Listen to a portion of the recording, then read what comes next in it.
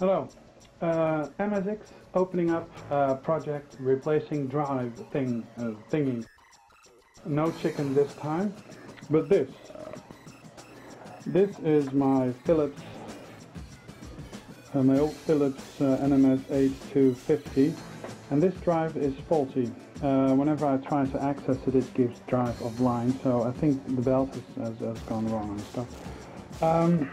It's supposed to be possible to replace it with a regular PC drive, and I'm in luck because this is actually a Mitsumi drive, so this is supposed to work. And you actually do this by just inserting the drive, making sure that the power cable is long enough, and actually rotating the drive connecting cable 180 degrees. So yeah, I'm very curious if this will work, and I'll show you how I open up my system. I will have to replace this cover, and I guess I have to replace these 5 screws, and on the back are 2 screws or underneath. So yeah, let me unscrew those screws. Unscrewing the screws is pretty easy. All the screws are uniform. Okay guys, so this is the inside of the MSX machine, and this is the video part. Underneath is the motherboard, and I actually have to remove this bracket to get at this drive. And as you can see, the power connector and the data lead is actually very similar to a PC one. And this is actually room for the second drive. So I might actually move this one over and insert the PC drive. Shame about the white front. You have to do something about that. Okay, well, the drive is of course mounted on this metal plate, so I have to get at this. I just removed this and that screw. So yeah, let's see what other screws I might have to remove. Perhaps this and that one, because I really need to be able to move this machine. I think I may have to unscrew those. So let's see how that works. Okay, so I've got the new drive in place.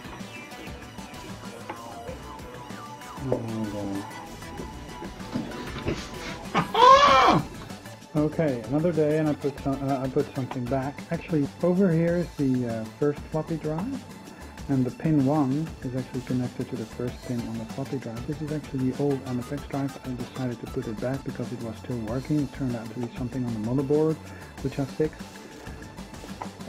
This is actually the PC cable, so I actually put the PC drive over here, and you have to use the non-twisted part of the cable and connect the drive up over there.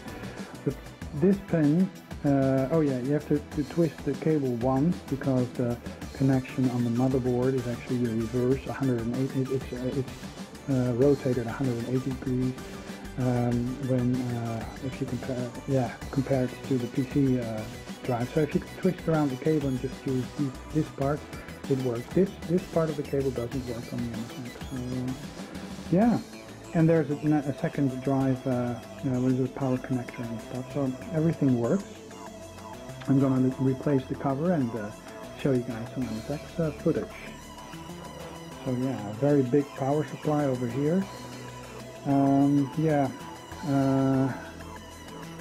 Very durable system, built to last, built like a ton of bricks. Very nice RF out, and yeah, the picture quality is very good. Oh yeah, you have to remove this screw and that screw, and over here this screw and that screw. Of course, you have to replace take out the brackets. If you take those out, then you can take off this, but be careful, because underneath here's a reset button, and there's this small wire going over here, and there's some tension on it. So if you take it off, then make sure not to snap the wire, it uses this kind of connector to connect to the motherboard. So and you really need your set switches as mine. So yeah. Okay, let's put this baby back.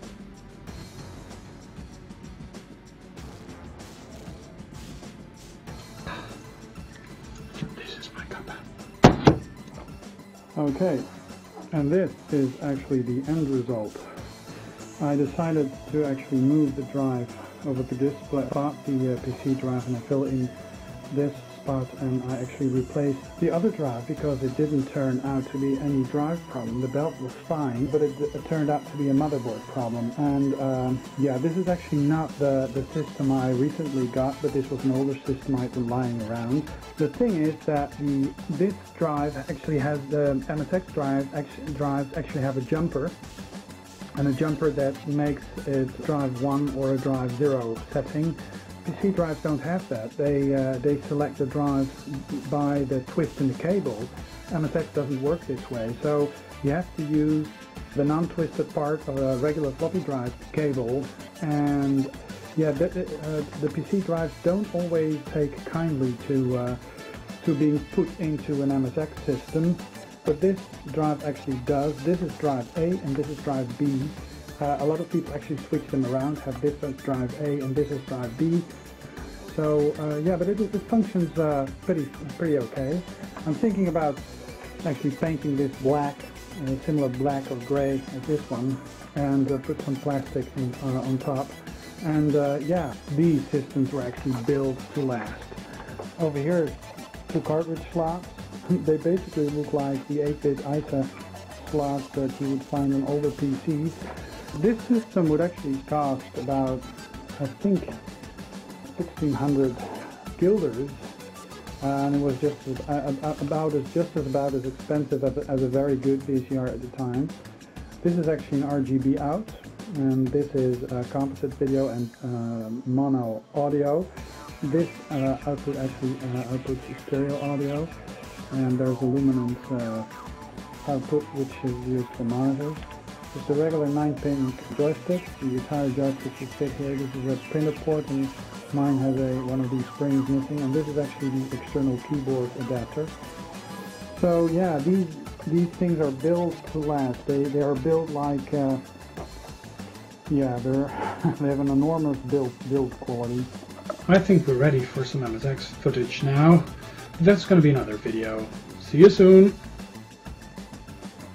Okay, time for a challenge. I have my special Sonic t-shirt. Some people have jackets. I've got my t-shirt. It's from the 90s, so it's a hell of a lot better than that 80s jacket, I guess, or not. Anyways, people are playing a certain game, and let me see. Go to my box. Oh,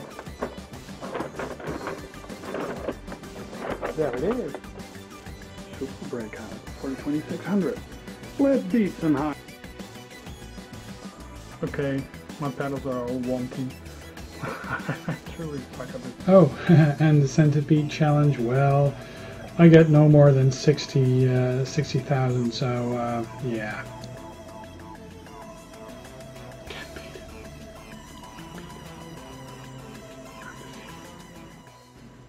But the battle continues on.